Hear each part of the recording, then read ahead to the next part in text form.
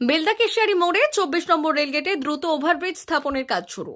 Belda Howrah local train চালু, উত্তর ও দক্ষিণ ভারতগামী এক্সপ্রেস ট্রেনের বেলদাতে স্টপেজ, অস্বাভাবিক ট্রেন লেট ও যখন তখন ট্রেন বাতিল ও রেলের বেসরকারীকরণের প্রতিবাদে রবিবার বেলদা রেল যাত্রী ও নাগরিক কল্যাণ সমিতির পক্ষ থেকে বেলদা স্টেশন প্রাঙ্গণে এক নাগরিক কনভেনশন অনুষ্ঠিত হয়। এই কনভেনশন শুরুর পূর্বেই বেলদা কেশিয়ারি মোড় থেকেই মিছিল শুরু হয়ে বেলদা স্টেশন প্রাঙ্গণে শেষ হয়। এই কনভেনশনে সভাপতিত্ব করেন ডাক্তার যোগেন্দ্রনাথ বেরা, উপস্থিত ছিলেন নাগরিক প্রতিরোধ মঞ্চের জেলা সম্পাদক সুরঞ্জন মহাপাত্র, অধ্যাপক তুহিন কান্তি দাস, ডক্টর বাসুদেব ধারা, প্রধান শিক্ষক দীপঙ্কর তেওয়ারি, অবসরপ্রাপ্ত শিক্ষক কালীপদ ঘোষ, অনন্ত জানা। বেলদা রেল যাত্রী ও নাগরিক কল্যাণ সমিতির সম্পাদক রামলাল রাঠি জানান, 2014 সাল থেকে বেলদা স্টেশনের সার্বিক উন্নয়নের দাবিতে বেলদা রেল যাত্রী ও নাগরিক কল্যাণ সমিতির পক্ষ থেকে আন্দোলন চলছে। এখনো বেশ কিছু দাবি অধরা। আমরা দাবি করছি বেলদা হাওড়া লোকাল ট্রেন চালু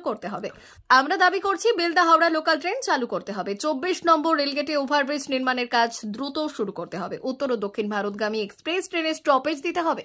আমরা বারবার বিভিন্ন জনপ্রতিনিধিদের জানিয়েছি, রেল দপ্তরের বিভিন্ন আধিকারিকদের ডেপুটেশন দিয়েছি। এবার দাবি পূরণ না হলে আমরা রেল অবরোধ করতে বাধ্য হব। আমি আনাজে কানাজে শুনতে পাই এবারে যখন আমাদের অমৃত ভারত হয়ে গেছে, সব ট্রেন দাঁড়িয়ে যাবে। আমি বলি, বন্ধু আছেন কোথায়? আজও পর্যন্ত বেলদা লোকাল হাওড়া করতে পারেনি। এটা নতুন কোন ট্রেন নয়। আপনারা দেখবেন জলেশ্বর থেকে যে হাওড়া ট্রেন যায়, আমাদের এখানকার প্যাসেঞ্জাররা চাপতে পারে না, দাঁড়াতে পারে না, উঠতে পারে না।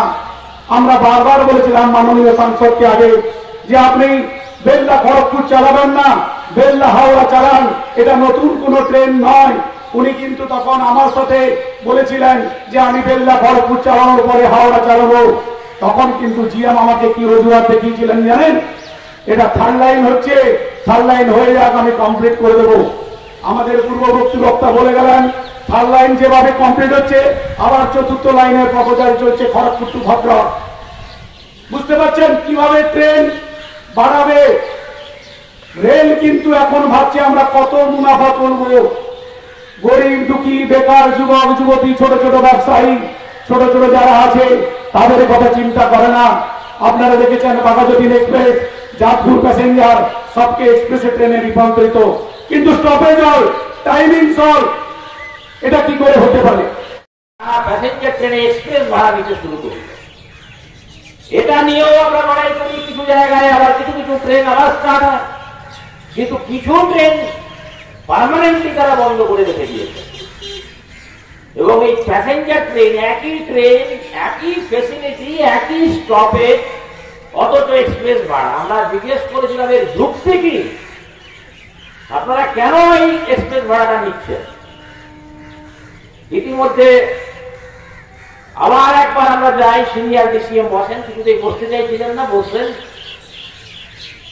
তো যে দৃষ্টিভঙ্গিটা নিয়ে রেল এখন চলছে, প্রশ্নটা সেই জায়গায় এই ডিভিশনাল কমার্শিয়াল ম্যানেজারের বক্তব্যে এসেছিল।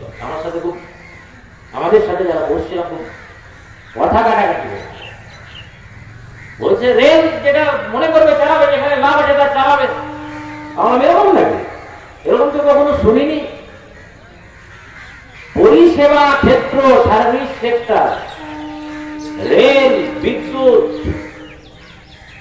পোস্ট অফিস, জল, এই যে বিভিন্ন পরিষেবা ক্ষেত্র, স্কুল, কলেজ, হাসপাতাল, অর্থাৎ শিক্ষা, স্বাস্থ্য, এগুলো পরিষেবা ক্ষেত্র। এগুলো তো মুনাফা হলে চালাবো, নালে চালাবো না, এই কনসেপ্ট তো নতুন করে আসছে, আপনারা নিয়ে আসছেন। এবং সোনার অলংকার মানে আভিজাত্যের অহংকার, চির বিশ্বস্ত, চির নতুন। বেলদার নবতম Tanushree hallmark jewellery house, Belda main road, Punjab ব্যাংকের বিপরীতে, যা আপনাদের সেবায় নিয়োজিত।